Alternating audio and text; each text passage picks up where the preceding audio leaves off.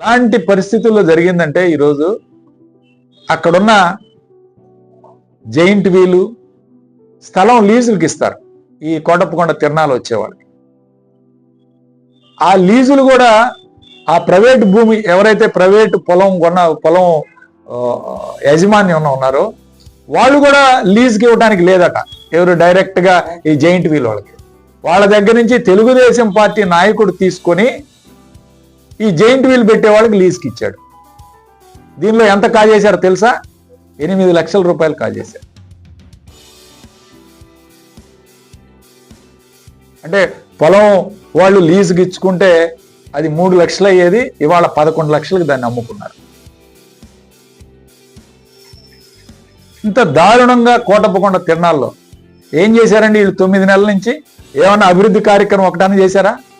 మేము కట్టిన శివ కుటుంబం దగ్గర పెయింట్లు వేపించి ఫోటోలు దిగి మేమేదో అభివృద్ధి చేశారని ఆ మట్టి దోల్చి అభివృద్ధి చేసి ఫోటోలు పెట్టుకున్నారు. 9 నెలల నుంచి ఏం చేశారని చెప్పి నేను అడుగుతా ఉన్నాను. ఒక అభివృద్ధి కార్యక్రమం ఏమైనా చేశారా కొండ మీద? ఎందుకంటే కొండ మీద ఏదో అభివృద్ధి డబ్బులు తెచ్చి చేయాల్సిన, కొండ డబ్బులే ఉంటాయి, దేవుడి డబ్బులు దాదాపు 2 కోట్ల రూపాయలు ఉన్నాయి డబ్బులు నాకు తెలిసి. వీటితోటి అనేక కార్యక్రమాలు చేయొచ్చు.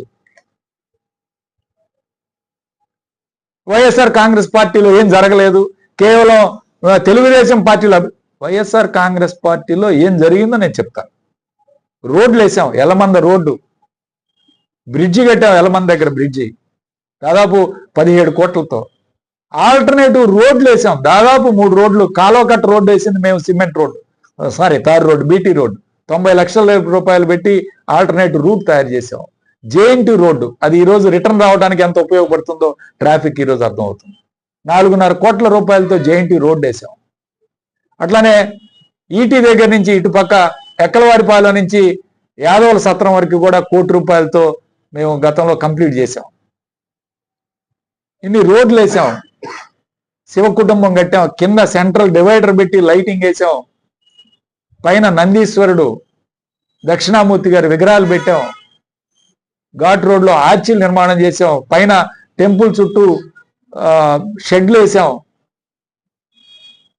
ఎన్నో కార్యక్రమాలు చేసాం. వాళ్ళ అభివృద్ధి అనేది నిరంతరంగా కొనసాగుతూ ఉంటుంది. ఈరోజు మేము అధికారంలో ఉన్నప్పుడు మేము చేస్తాం, తర్వాత అధికారంలోకి వచ్చిన వాళ్ళు చేయాలి. అది అభివృద్ధి జరగలేదు వైసీపీ హయాంలో అని చెప్తున్నారే కోటప్పకొండ, తప్పది.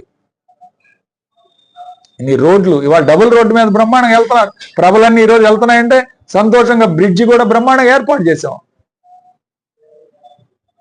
తెలుగుదేశం పార్టీ హయాంలో చేయలేదే?